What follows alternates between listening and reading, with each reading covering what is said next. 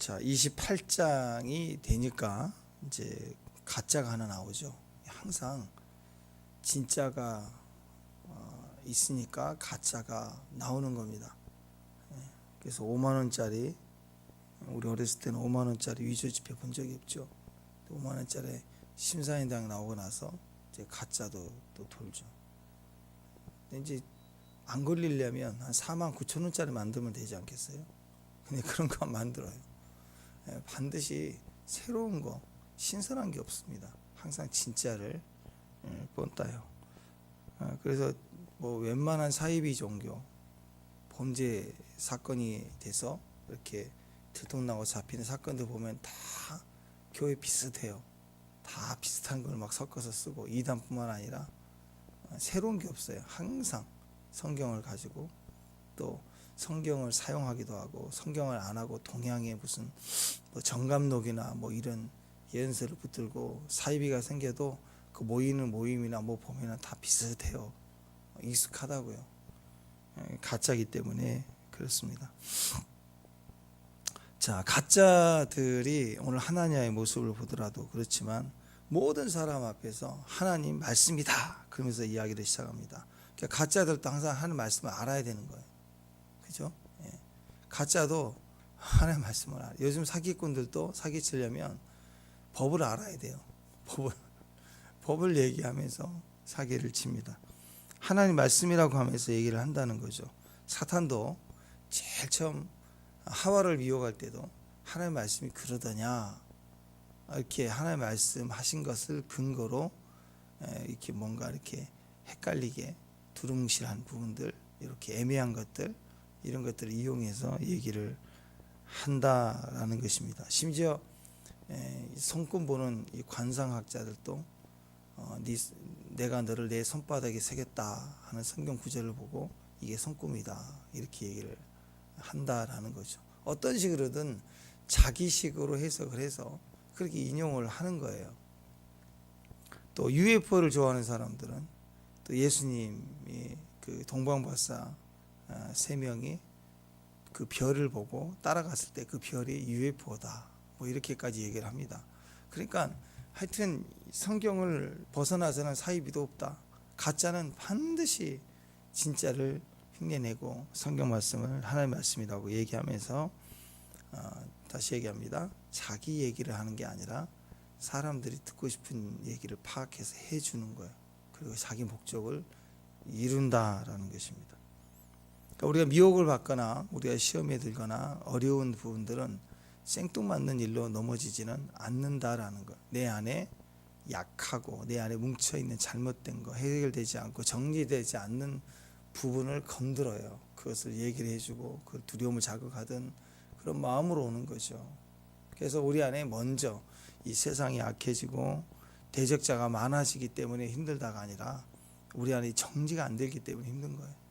그래서 이미 이렇게 예레미야처럼 정리가 된 사람은 자기 할 일만 하고, 아니고 세상이 다 대적하고 이런 가짜가 와서 반치고 그러면 그냥 듣고는 자기 길 가는 거예요. 그냥 쭉 가는 거예요. 핍박의 길이든 망하는 길이든.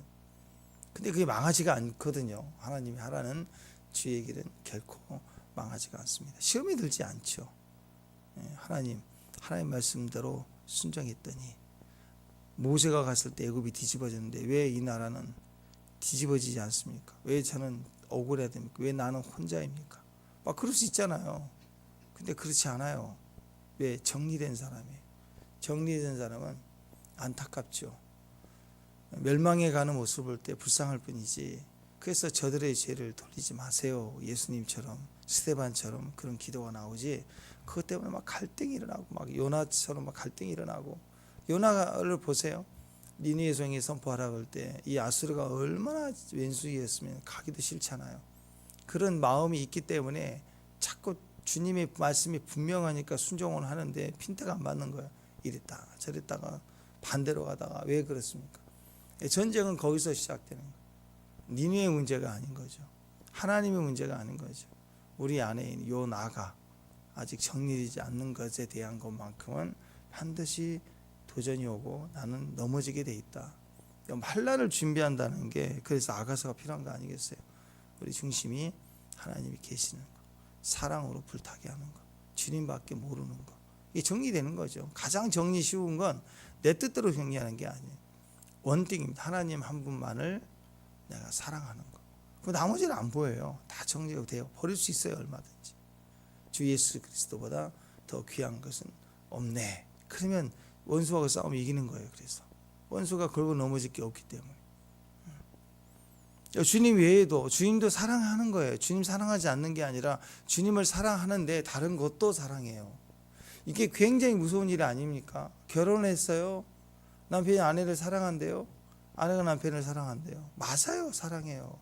근데 유일한 사랑이냐 아니면 다른 것도 같이 사랑한다 이렇게 하는 거냐. 실실 웃으면서 너만 사랑이냐 너도 사랑이냐, 이거 굉장한 차이가 나는 거 아니겠습니까? 여기에 전쟁이 있다라는 것입니다. 하나님의 이름을 도용한다, 하나님 말씀이다 이렇게 사칭하면서 이렇게 말을 한다라는 것입니다. 요즘에도 그렇잖아요. 하나님이 자기에게 말씀했대요. 이러면서 말하잖아요. 떴다 봤다 하면서. 자, 오늘 23장에서도 이전에 23장에서도 하나님께서 경고하신 부분이 있습니다. 23장 34절 이후에 쭉 나와 있어요. 이 34절 읽어드리면 또 여호와의 엄중한 말씀이라. 벌써 그냥 하나님 말씀이면 하나님 말씀했다 그러면 되잖아요. 하나님 엄중한 말씀이야. 그럼 무슨 단어를 이게 특별하게 사용할 때 뭔가 좀 불편해지는 거예요. 예. 그래서 뭐라고 하냐, 선지자에게나 제사장에게나 백성에게는 내가 그 사람과 그 집안을 벌하리라 하셨다 하고, 그러니까 엄중한 말씀이라는 선지자에게나 제사장에게나 백성에게 특별히 내게 주신 말씀이야. 이거 꼭 반드시 내게 준 계시야. 이렇게 얘기하면 벌한대요. 또 36절에 다시는 여호와의 엄중한 말씀이라 말하지 말라. 각 사람의 말이 사람에게 징벌이 되리니 이는 너희가 살아계신 하나님 만군의 여호와 우리 하나님의 말씀을 망령되이 사용함이라. 그냥 이렇게 이용하는 것들을 말하는 것입니다. 그런 거 있죠. 마사라는 단어인데 엄중히 말한다. 마사. 나에게만 준 계시, 우리 교회만 주신 계시가 있어. 아주 특별해요. 어느 레벨이 돼. 세상이 아니라 우리가 진짜래. 우리 식의 어떤 특별한 것만 이 풀어주는 메시지가 있대. 그죠? 그렇게 가면 벌써 이상한 거예요.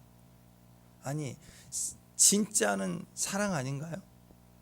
사랑 안에 모든 게, 그리고 그 사랑이라는 외에 또 다른 뭐가 있는 게 아니라 사랑을 살아가면서 깊어지는 거고, 그게 오묘해요. 알아도 다 사랑을 하지만 다가 아니면서 더 깊어지고 커지는 게 사랑 아니에요? 사랑의 신비함이란 그런 거라고요. 근데 특별한 자격, 그래 우리만 아는 계시, 우리에게만 주는 은혜, 이런 식으로 구별되고 우리는 특별한 사람이라고 선민의식처럼 이렇게 몰아가는 거, 이게 다 사이비가 하는 거 아니겠어요? 그렇게 가지 말래요. 이게 강화된 게 선민사상 아니에요?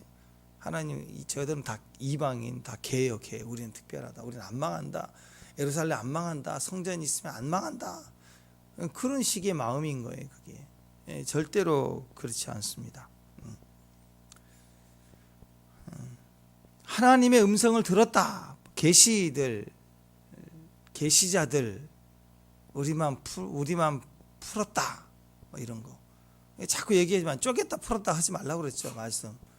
그 말씀으로 내가 쪼개지는 거지. 자꾸 말씀을 쪼갰다. 말씀을 풀었다.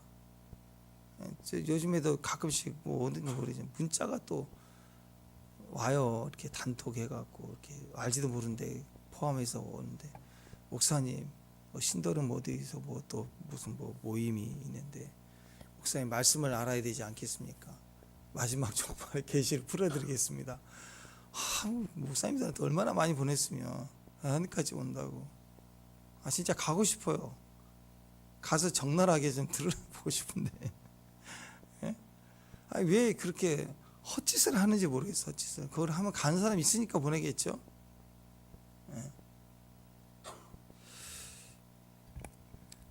그러니까 받다, 나만 받았다, 내게 보여주셨다, 주님이 나에게 말씀하시리라. 이게 이런 걸 이제 오늘 엄중한 말씀이라고 얘기해. 엄중한 말씀. 좀 좋게 얘기해서 엄중한 말씀, 이제 이런 뭐 그냥 직설하면 그냥 개소리들, 짖는 소리들 이렇게 볼 수가 있는 거예요. 그러니까 그렇게 하지 말라는 거예요. 하나님은 교회 안에서 그런 소리 하지 말라.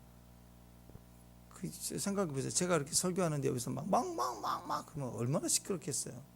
그런 거예요. 그러니까 하나님 말씀인데 인간이 막 짓글러대면 이게 살인하는 죄는 아닌 것 같고 강도하는 것은 아닌 것 같지만 결국 하나님이 최후로 보세요. 이렇게 나올 때는 직설적으로 그 사람의 경계를 삼아 그냥 칠 수도 있잖아요. 근데 예레미야를 통해서 치게 하세요. 예언을 하고 그 시기에 정확하게 너는 2년이라고 얘기하지만 치시잖아요. 2년이 아니라 2개월 만에 쳐서 죽게 하잖아요. 예언하게 하고. 왜? 말한 대로 이루어진 것을 보게 하면서 하나님이 누구의 하나님이신지, 어떤 자가 하나님이 세운 자인 것을 확증해 주기 위해서 그렇게 하나님이 예언을 하게 하고 치시는 거. 사람 죽이는 거 아무것도 아니겠죠. 하나님 그걸 못 하시겠어요. 근데 예언하게 해서 경고하게 하고 확증하게 하는 사건을 주신다. 그러니까 어떤 예언이 이루어진다는 건요, 마지막 가봐야 아는 게 아니에요. 지금 아는 거예요. 지금. 마지막에 가봐야 구원받는지 안 받는지 안다고요? 아닙니다. 지금 내가 알 수 있어요. 구원 확신하는 것은 우리 안에 있는 거예요. 귀티만 꾸준히 해봐도 느끼는 건 하나님의 앞뒤 섭리를 꽉 막혀서 하나님이 이렇게 붙들어서 인도해 주심을 느끼는 거예요. 무섭습니다. 1990년도 초에 그 한사랑 선교 김한식 목사님 우리 인도 선교 떠나실 때 소천하셨는데 그분 통해서 한국의 유대인 사역이 시작이 됐어요. 처음에. 근데 그 처음 유대인들을 한국과 연합 선교 사역을 통해서 연합 집회를 하기 위해서 선교사님을 유대인 덴제스트 목사님이나 이런 분들을 모셔서 처음 집회가 열릴 때 그때 간증이에요. 그분들이 그 신림동 센터에 모여서 한국에 와서 그때는 숙소에 머물고 밤에 갑자기 피자를 먹고 싶다 그래가지고 동네 피자집을 9시 넘어서 없으니까 동네 피자집을 가서 도착을 하는데 갑자기 먹고 싶어서 유대인 성회를 하는 거잖아요. 동네 피자집을 갔는데 신림동이 조그만 피자집에 그 9시에 피자를 먹는 사람이 2사람이 있는데 2사람이 유대인이더래요. 유대인 성회를 이방인 교회에서 처음으로 전 세계에서 유대인들이 미국의 유대인들이 디아스포라 자기들끼리 예배를 드리지만 크리스찬 유대인들이 한국 땅에 이방인 나라 중에 처음으로 한국에 환영을 해서 유대인 사역이 시작이 됐어요. 지금 유대인 사역하는 분들 다 물어보면 그 사건과 연결된 부분들 다 훈련받고 그렇게 연결 뿌리가 됐어요. 거기서 유대인을 만난 거예요. 그러니까 의미가 있는 거죠. 두 번째 집회 때도 호텔이 잘 안 됐는지 한사람 선교에 돈이 없었는지 유수 호텔에다가 여행자들이 있는 데다가 숙소를 마련했어요. 지금부터는 그분들은 어마어마한 분들이거든요. 펜사콜라 부흥의 주역들이고 막 이런. 그러니까 제가 청년 때 봤던 그분들이 펜사콜라 부흥의 핵심으로 막 마이크 브라운 목사님 서 있고 막 이럴 때 하나님 맥이 이렇게 흘러가는구나 이런 걸 제가 보게 된 적이 있는데 그분들이 유스호스텔에 머물러서 왜 이런 데다 사람들이 왜 숙소 이런 데다 했나 막 그랬다고. 근데 그분들은 그런 얘기 일치하지 않고 또 그때 그 마이크 브라운 목사님 간증에 의하면 이번에 일주일 동안 집회를 어떻게 해야 됩니까? 그러니까 새벽 오늘은 오셨으니까 쉬시고 내일 새벽부터 하시고 10시에 해주시고 2시에 해주시고 7시에 해주시고 옛날에 그랬잖아요. 미국 사람들은 하루에 한 번 세미나 안 돼. 우리나라 오자마자 7번씩 하루에 4번씩 해갖고 일주일 해주셔야 된다고. 이분도 처음 해봤대요 그렇게. 근데 유대인에 대한 사역과 사역을 그때 시작을 그렇게 했는데 3일째 된 날 엘리베이터에서 유대인을 만난 거예요. 그때는 지금 유대인도 많고 이방이 많지만 1990년대만 해도 외국인도 별로 없을 때예요.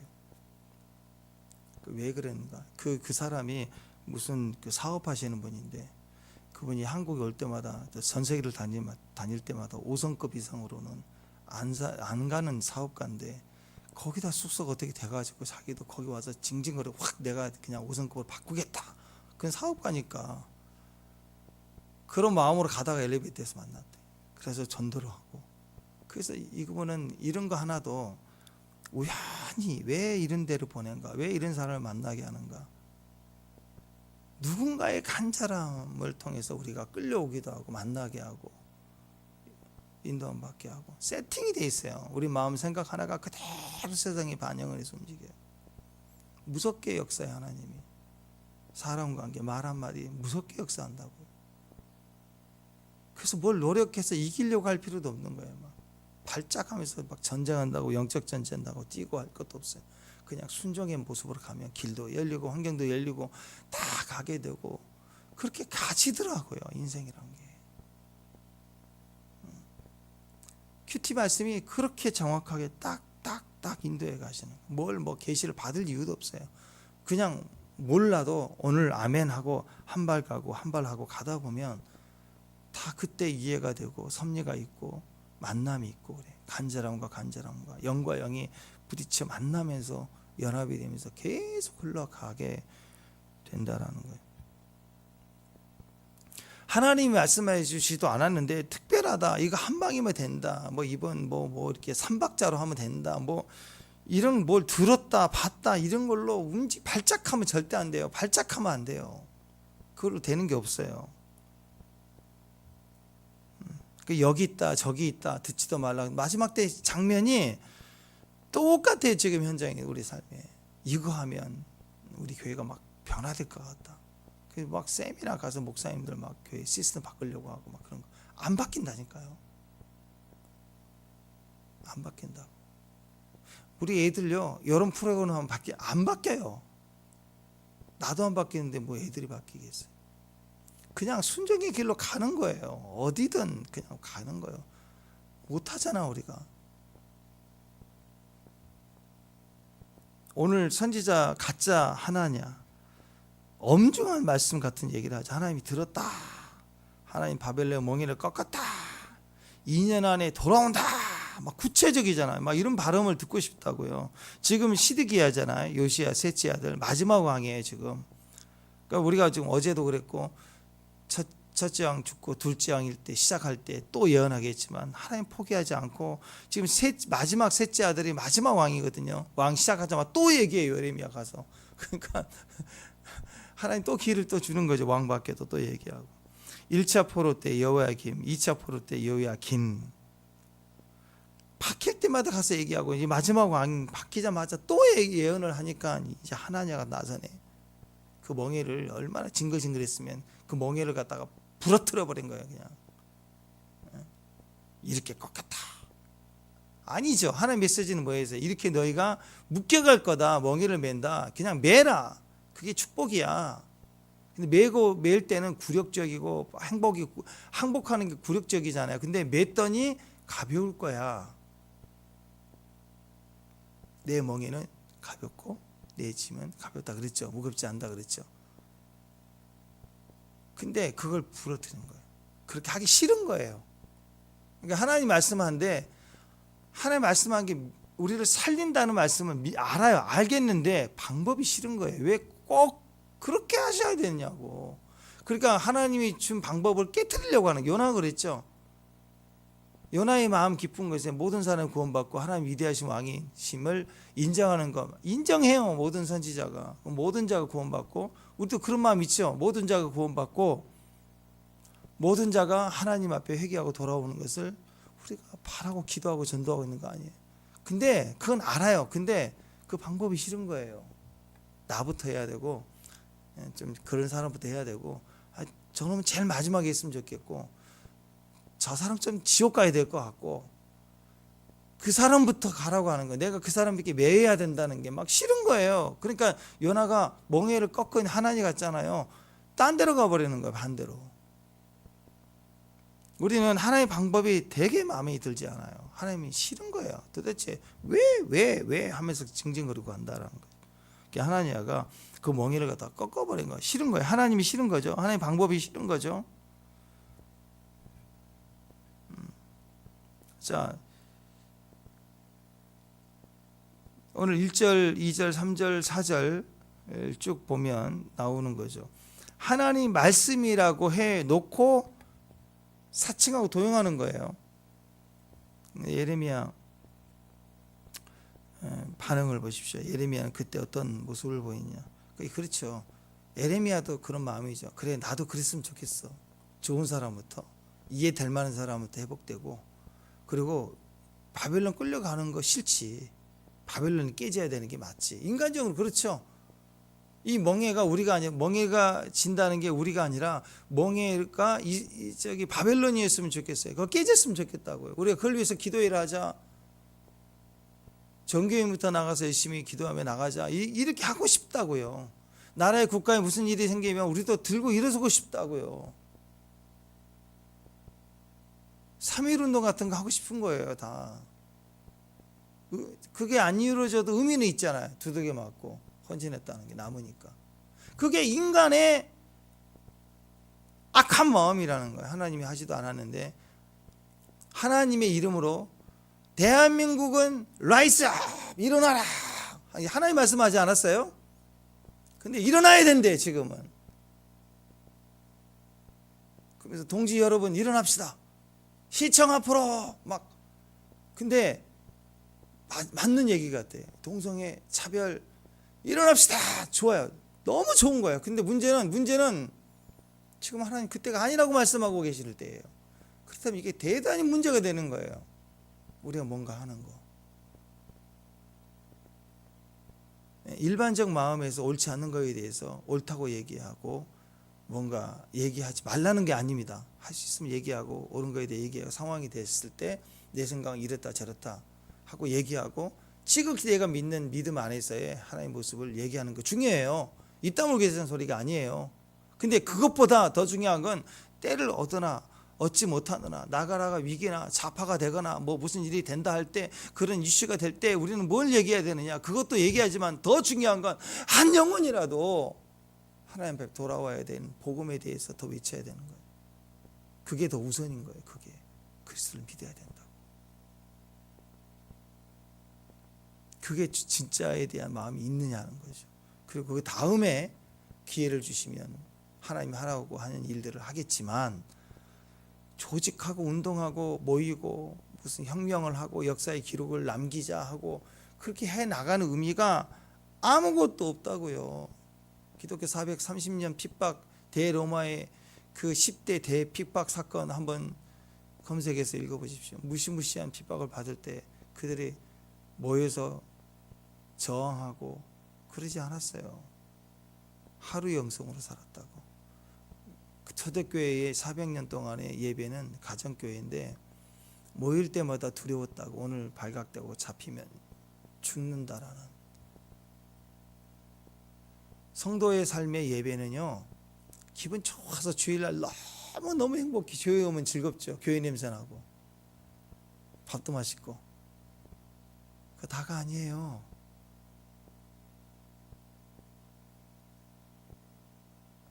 지금 지구상에도 오늘 이 순간에도 오늘 예배 드리는 게 마지막일 수도 있고 잡히면 죽는 위기 속에 예배를 드리는 곳이 있다고. 지금도 죽음의 영과의 직면된 싸움을 하며 예배를 드리는 곳이 있다고요.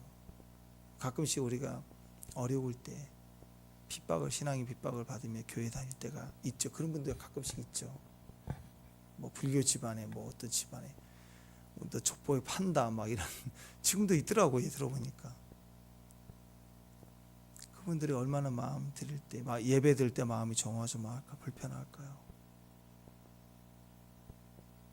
그게 진짜예요.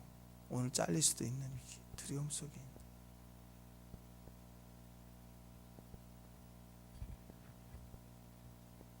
이게 진짜 예배는 그 속에서 예배인 거예요. 가시밭에 백합화예요. 골짜기 백합화. 그게 진짜 신앙이에요. 그러니까 여러분 우리 삶 속에 지금 어렵고 괴로운 거 있습니까? 막 기뻐하세요. 내가 괴로운 사람이라고. 거기서 예배한다. 향기를 날리자. 그게 성도의 삶이고 그게 아름다움입니다. 근데 하나님 말씀하지 않았는데 지가 뛰는 거, 이거 지금 이게 얘기를 하는 거예요. 자기 해석하고, 그러니까 부러뜨리고 혈기가 나오고. 이게 다 그런 거 아니에요. 5절 6절 한번 읽습니다. 시작.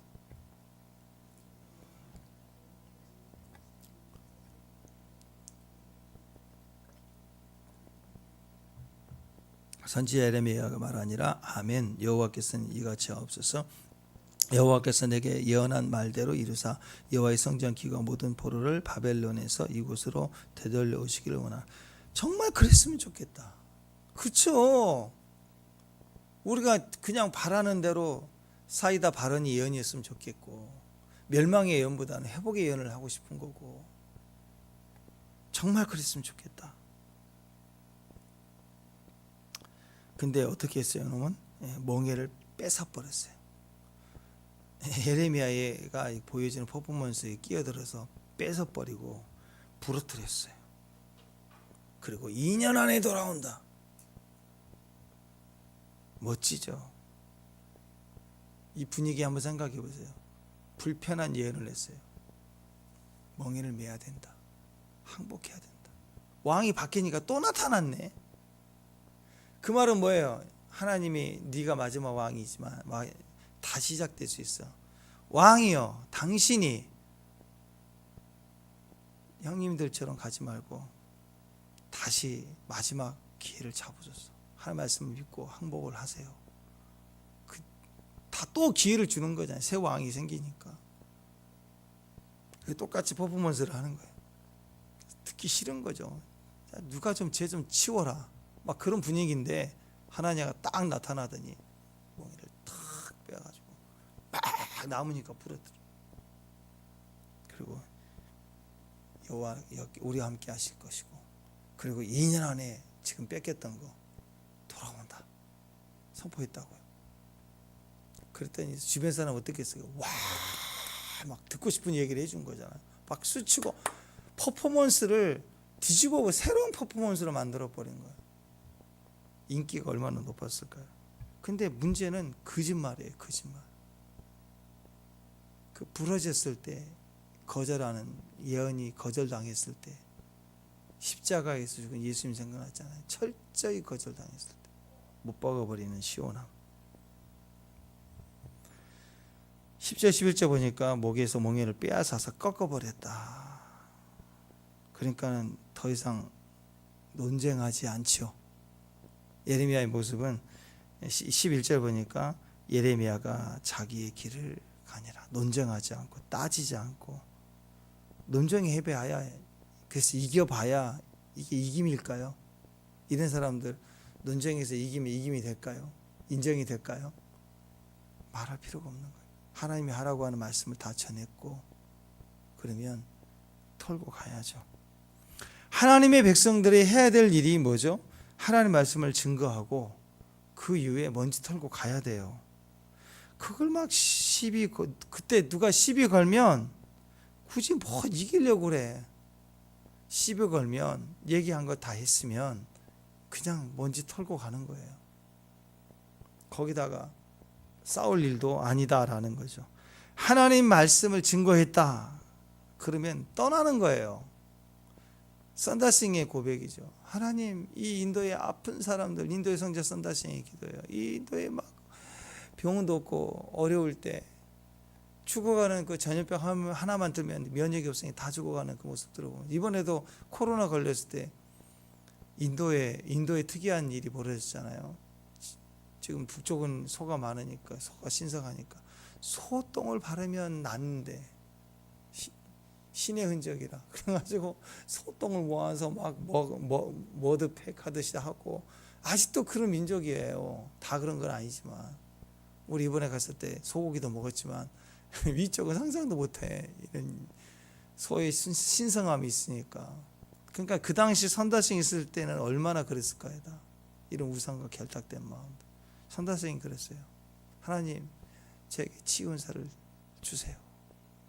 저 영혼들에 대해서 기도하고 고통 속에서 나올 수 있는 은사를 달라고 막 몸처리게 그 글을 쓰잖아요.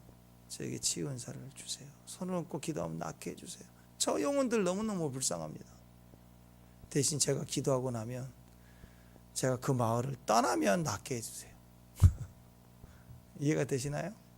내가 기도하면 벌떡 일어나지 하게 해주지 말고, 기도하고 나서 제가 그 마을을 떠나면 그 사람들이 다 낫게 해주세요. 자기 약점을 아는 거예요. 흔적 남기고 싶은 거예요, 사람들은. 막 누가 건들면, 복음 전하는데 건들면 이겨버리려고 하는 거고, 끝나면 영광 받아야 내 이름 남기고 싶은 거예요. 기록 남기고 싶은 거예요. 그래서 사진도 찍어야죠. 뭐 흔적 남기려고. 그러지 말라는 거예요. 사회 끝나면 털고 나와버려야 돼. 털고. 거기다가 이름도 모두 남기려고 하지 말고 떠나고 복음 증거하는 사람이 떠나고 하는 것처럼, 사도 바울이 1차, 2차, 3차 계속 선교 여행 떠났던 그 모습 보세요. 흔적 남겼나요?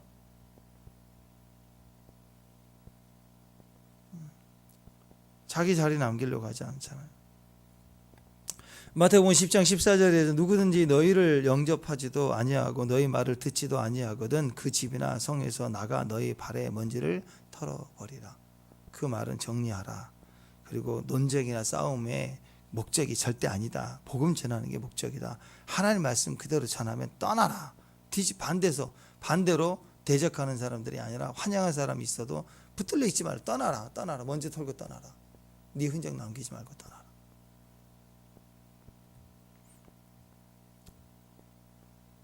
그래서 하나님께서 주신 말씀 아니에요. 13절. 자, 13절 있습니다. 시작. 너는 가서 하나님에게 말하 이르기를. 직접 가서 하나님에게 말하라. 하나님 말씀이 네가 나무 멍에를 꺾었으나 그 대신 쇠 멍에를 만들었다. 하나님께서 우리에게 유익하니까 멍에를 주시는 거 아니에요? 그죠? 바벨론의 포로로 끌려가는 걸 나무 멍에로 이렇게 묘사를 했습니다. 그런데 그것은 우리에게 유익하니까 주신 거라고요. 오늘 찬송가 339장 했죠. 내 주님 지신 십자가 내게도 있대요. 그 십자가가. 그래서 그 2절에 보니까 2절 한 번 더 있는데 내 몫에 태인 십자가. 내 몫에 태인 십자가. 내 삶에 이물질 들어온 거 싫잖아요. 그죠? 남자분들 머리 이발하고 나면, 요즘은 잘하지만 예전에 하고 나면 머리카락 옷 사이에 들어가면요 막 따가워요. 집에 가서 털어야 돼. 요즘 이발사는 모르겠는데, 우리 예전에 이발하면 남자들 머리 빨래핀으로 해가지고 솔로 막 문질렀어요. 솔 거기 쳐박고 솔로 막 시원하긴 하는데 솔로 문질렀다고 빡빡. 그렇게 해도 집에 오면 꼭 이렇게 뭐가 따가워서 보면 머리카락이 뚝뚝 떨어지고. 근데 가시 하나 들어가 봤어요. 가시 박혀 있어 계속. 어떤 분은 수술해서 되게 아픈데 제왕절개에서 아파서 계속 아파서 병원에 가서 찍어보니까 가위가 들어있고 막 그런 사건 있었죠. 봉합 거지 들어가 있고 거지를 이렇게 둔 채로 실수해가지고 얼마나 힘들어요 몸이. 뭐가 들어오는 게 싫다고 우리는 싫은 사람들이에요 본질적으로. 근데 내 삶에 십자가가 들어오는 거 좋아요? 내 삶에 십자가 들어오는 게 좋냐고요. 너무 무겁겠죠. 내 인생 무거운데 십자가가 이 질환이 얼마나 무거워요. 거기에 태웠어요. 십자가를 태우니까 죽을 것 같은 거죠. 근데 아니래요. 제일 가볍대요. 십자가를 매면 우리 인생이 가벼워진대요. 하나님이 내게 주신 멍에는요 유익이 되니까 주는 거예요. 유익이. 마태복음 11장에도 나오죠. 수고하고 무거운 짐진 자들아 다 내게로 오라. 내가 너희를 쉬게 하리라. 하나님이 쉬게 하시는 방법은 십자가 지는 거래요. 이야, 이거 말이 안 되죠. 말이 안 되죠. 무거운데 손 하나 까딱하기 힘든데, 그리고 지쳐서 집에 왔는데 설거지까지 하고 자라. 그러면 막 더 힘들잖아요. 안 그래요? 설거지가 아니라 십자가지래요. 왜 이 가정, 우리 가정이 십자가? 무슨 일만 터지면 큰애만 불러 맨날. 아버지 뭐 돈 내라, 뭐 해라, 뭐 해라. 힘들죠. 그 무게짐이 얼마나 크겠어요. 그 십자가죠. 근데 예수 십자가로 주님이 주실 때는 가볍대요. 내가 너희를 쉬게 한대요.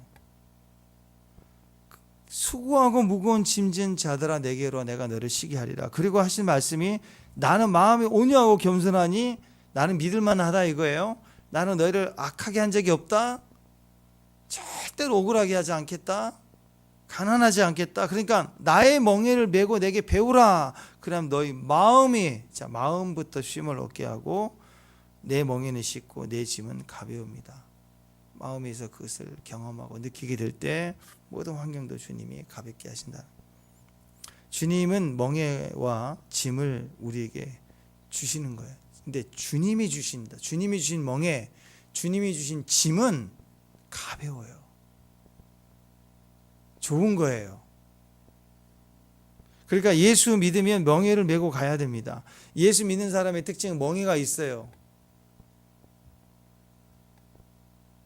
제가 돌감람나무, 감람나무 비유 주님이 하신 거 말씀드렸죠? 하나님이 키우시는 감람나무. 근데 희마리가 없어. 죽어가. 그럼 어떻게 하느냐? 듣보잡, 그냥 야생이 관리하지 않는 돌감람나무를 딱 잘라다가 거기다가 꺾어가지고 붙여요. 이물질 하나 붙이는 거예요. 얼마나 싫겠어요. 근데 이 돌감람나무는 누구도 돌보지 않는 데서 생명력이 강하니까 참감람나무 가지를 꺾어서 접붙임을 딱 해놓으면 그냥 비실비실해서 죽어가는데 이 돌감람나무 가지에 붙은 놈을 살라고 막 빨아들이는 거예요. 엄청. 그러니까 뿌리에서 막 쭉쭉쭉쭉 양분이 올라가니까 다른 가지들도 사는 거예요. 같이 사는 거라고. 이거 잘라버리고 싫고 불편하고 질병이 들어오고 뭐 고난이 들어오고 재정의 위기가 들어오고 막 엄청 힘들어요. 근데 그 일 때문에 내 야성이 막 생명력이 살아난다고. 그것 때문에 살려달라고 기도하고 엎드리고 몸부림치고 눈물 짜고 콧물 흘리고 발버둥 치면서 왜 내 인생 이러냐고 하면서 맨날 엎어지고 자빠지고 그러면서 주님을 떠나지 못하고 그러죠. 그러면서 어느 날 갔다 보면 다른 영역에 대한 믿음이, 야성이 싱싱한 기도회가 회복이 돼요. 기도가. 그러니까 뭘 보면 알아요. 우리가 어려움이 계속 있는데 이 사람이 기도가 살아났잖아요. 그럼 이제 해결되고 있는 거예요. 근데 그 어려움이 있는데 기도가 안 살아나면 계속 있는 거예요. 기도해야 됩니다, 여러분. 기도자의 기도자. 방언해야 됩니다. 방언해야 돼요. 몸부림쳐야 돼요. 그 사람이 위해서 기도가 안 나오면 불평이 나와요. 아직 먼 거예요. 더 울어야 돼요. 짜내야 돼요. 한번 생각해 보세요. 왜 나만, 엄마가 그래. 왜 나만 집에 오면 평생 뼈 빠지게 고생하고 일하고 지금도 나는 이렇게 몸이 힘들고 아플까? 제일 어렵죠. 근데 가만히 생각해 보면 그 엄마한테는 그 일이 제일 쉬워요. 퇴근하고 집에 와가지고 또 애들 돌보고 내가 이거까지 더 해야 되는 거. 근데 가만히 보면 누가 하겠어요 그거. 저한테도 이게 제일 싫어요. 새벽 예배 드리고 싶어서 하나님 주신 뭐 개인적 묵상은 그날 아침에 일어나면서 하면 되죠. 근데 자기 전에 한번 본문을 보고 묵상하고 내일 나눌 때 뭘 나눠야 되나. 근데 개인적인 영역을 떠나서 여러분들에게 묵상할 수 있는 기준을 좀 주고 싶으니까. 그러니까 조금 늦게까지 자고 또 어쩔 때는 다시 있나가지고 확인 한번, 원어 한번 더 확인할 때가 있고, 늦게 잘 때가 어제도 2시 넘어서 자는. 그러니까 아침에 예배 드리고 어쩔 때는 피곤하니까 잠깐 한 시간씩 또 자야 되고 또 무슨 일이 있으면 바로 나가야 되고. 그 새벽이 힘들어요. 그래서 어떤 목사님들은 새벽만 없으면 내가 살겠네, 그런 목사님도 있고 그래요. 힘들다는 거죠. 여러분 새벽에 와서 이렇게 출근하시고 하루 보낸다는 거 굉장히 큰 일을 하고 있는 겁니다. 대충 할 수 없으니까. 어렵고 힘들지만 하는 거예요. 어렵다 생각할 수 있지만, 근데 아무리 피곤해도요, 저한테는 이 멍에가 제일 쉬워요. 한번 생각해 보세요. 제가 나가서 땅을 파기 위해서 무슨 세일을 하겠어요? 만약에 지금 나가서 한다 그러면 휴지나 주워야지. 내가 할 수 있는 거 휴지 주고. 지금 허리도 아프고 배도 나와서 인력 시장도 못 할 거. 오토바이도 못 타요. 오토바이 타면 배다리도 하겠는데. 뭐 하겠어요? 땅 파겠어요? 지금 뭐 하겠어요? 제일 힘들다고 하겠지만 저한테는 제일 가벼운 거예요, 이 멍에가. 고난 당하고 어려움 당하고 이 질병, 큰 질병 얻어가지고 죽을 병 걸리고 엄청 힘든 거죠, 그분에게는. 근데 그분에게는 그게 제일 쉬운 거예요. 그러면서도 기도할 수 있고 주님 뜻을 붙들고 갈 수 있고. 여러분도 마찬가지예요. 하나님이 여러분에게 지금 멍해 준 거라고, 십자가 준 게 있다고. 사실은 그것 때문에 힘들지만 그게 제일 쉬워요. 골칫덩어리 문제 하나 줬다. 제일 힘들죠. 근데 제일 쉬워요. 그분에게는 그 멍해가 제일 쉬운 거예요. 왜? 엄마니까. 왜? 남편이니까. 왜? 아내니까. 그 남자 누가 제일 쉬워요? 내가 제일 쉬워. 그 남편은 누구 말 듣? 아내 말밖에 안 듣거든. 딴 사람 말 듣지도 않거든. 그 결국 그래. 제일 문제덩어리, 제일 어려운 멍해. 왜 이 멍해를 내게 줬는가 생각해 보면 내가 제일 쉬워. 그거 있어서 나도 사는 거예요, 같이. 자꾸 피하려고 그러지 말고 멍해를 꺾어버리려고 그래. 저놈의 남편은 꺾어버리려고 그래. 꺾어버려. 자식을 부러뜨려 버리려고 하고. 그럼 되는 줄 아는데요, 안 돼요. 그러니까 가능하면 부딪혀 가야 돼요. 현장에 가보는 거예요. 기도하면서 가는 거예요. 선교 간다. 제일 힘들죠. 선교 가야 된다. 이번에도 가야 될 조건보다 가지 말아야 할 조건이 훨씬 많아요. 그리고 가지 말아야 될 이야기라는 게 훨씬 더 설득력이 있어요. 가야 될 이야기는 별로 설득력이 없어요. 가스라이팅, 목사님한테 가스라이팅 당해서 가는 것처럼 느껴질 거라. 근데 가지 말아야 될 이유 1, 2, 3, 4 막 예언처럼 나와요. 쭉쭉쭉쭉 가지 말아야 돼요. 떠나기 전까지. 어떤 떠나와가지고 선교 가가지고도 내가 왜 여기 왔을까? 막 또 그렇다고요. 누구만의 얘기 아닌가? 다 그래요, 다. 갔다 와서도 이게 맞나? 할 때도 있어요. 근데 선교라는 멍에를 메고 가면요, 가기 전까지는 가지 말아야 할 이유가 너무 많은데 막상 가보면 10일 그냥 가요. 쉬워요. 금방 쉽다고. 금방 가버려요. 어렵고 무겁고 그런 거 아니라고. 쉬워요. 선교할 때가 제일 편했어요. 인생 돌아보면 여러분 1차, 2차 젊었을 때 선교할 때가 제일 행복했어요. 선교할 때가. 가기 전까지는 한 번 힘들지만, 여러분 예배 드리는 것도 이렇게 새벽 예배 드리는 거 힘들지만 예배를 제대로만 드려보세요. 새벽 예배 드리는 거 쉽고 하나님 도와주시고 함께 해주시는 게 예배가 제일 쉬웠다. 기도가 제일 쉬웠다. 선교가 제일 쉬워요. 쉽다고요. 네. 하나님이 하라는 거 매니까. 기도하는 거 쉽지 않죠. 그러나 멍에로 매서 생명 걸고 기도하면 기도가 제일 쉽대요. 기도가 쉬운 이유는 내가 기도하면 하나님이 바쁘게 뛰시거든요. 내가 뛰는 게 아니라 그거예요. 멍에 매는 건 무겁지요. 근데 멍에가 왜 가볍다고 하시느냐? 멍에를 매는 순간 주님이 뛰세요.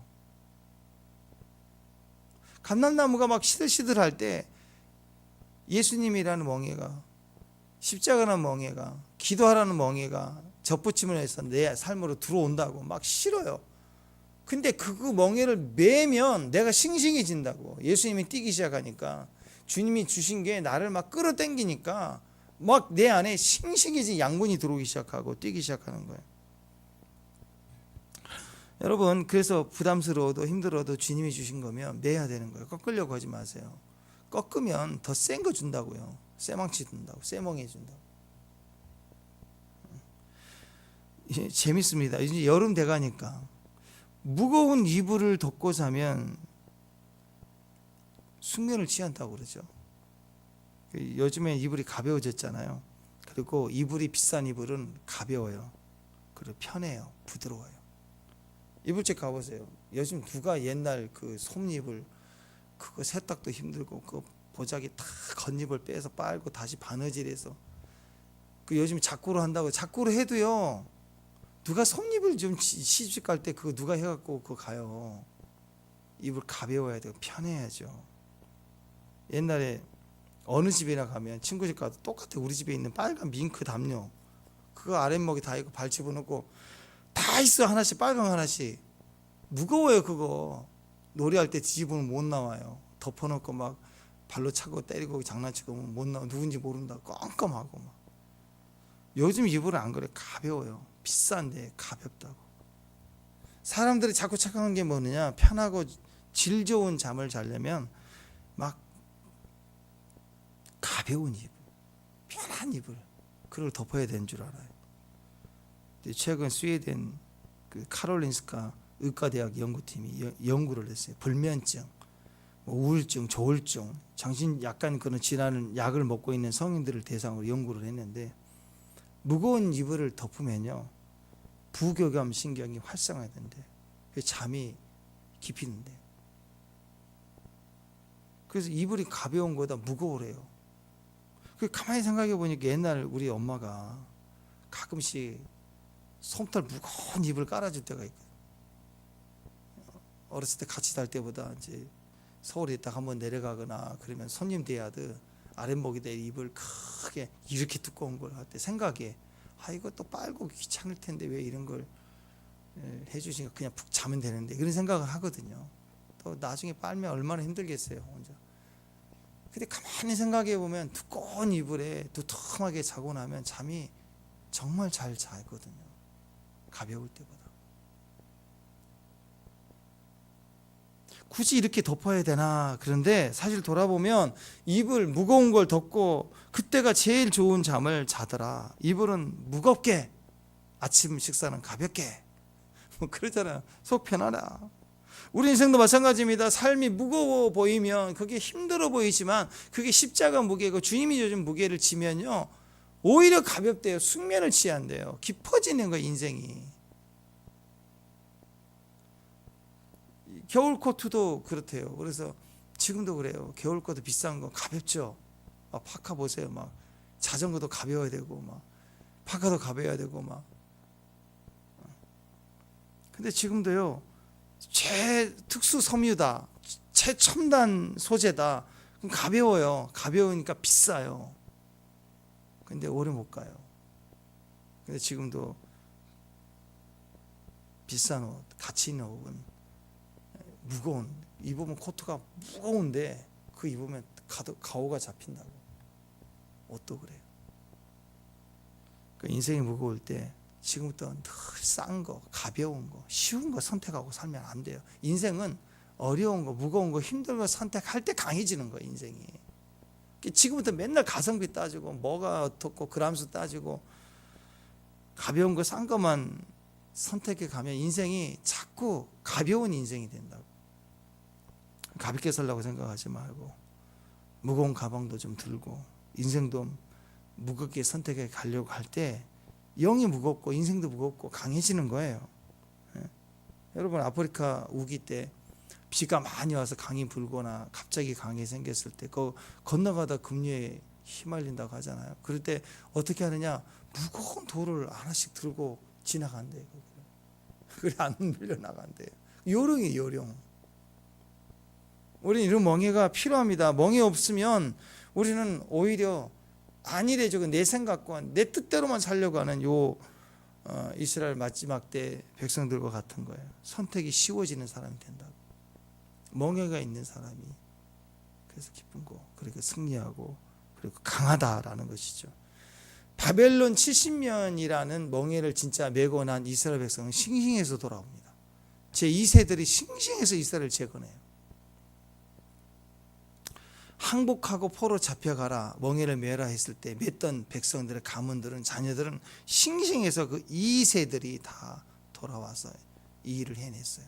근데 그 멍에 피하라고 했던 사람은 다 맞아 죽고 끌려가다 죽고 코끼어다 죽고 다 그랬잖아요. 멍에 십자가, 고난, 내 몫의 태인 십자가, 뭐 어떻게든 표현할 수 있지만 주님과 함께 매는 거예요. 주님이 주신 멍에예요. 가볍다고요. 그걸 믿고 가는 종들 되시길 바랍니다. 하나 믿고 가세요. 문제 보지 말고 십자가 매는 거예요. 그때 대승리를 주신 하나님 종들 되시길 바랍니다. 기도하겠습니다. 하나님 멍에를 우리 힘으로 꺾어버리겠다, 쉽게 가겠다, 가벼운 거 좋다, 이렇게 인간의 모습으로 가지 않고 하나님 언제든 그 십자가 주심을 하나님 받아들이고 그 무게감으로, 임재의 그 무게감으로 갈 수 있는, 또 오라 하면 오고 가라 하면 갈 수 있는 그런 믿음의 종들로 서게 하옵소서. 또 기적의 금요일 날 예비하신 무게감으로 오늘 우리 가운데 임재하여 주시고 우리 가운데 말씀해 주옵소서. 예수님 이름으로 기도합니다.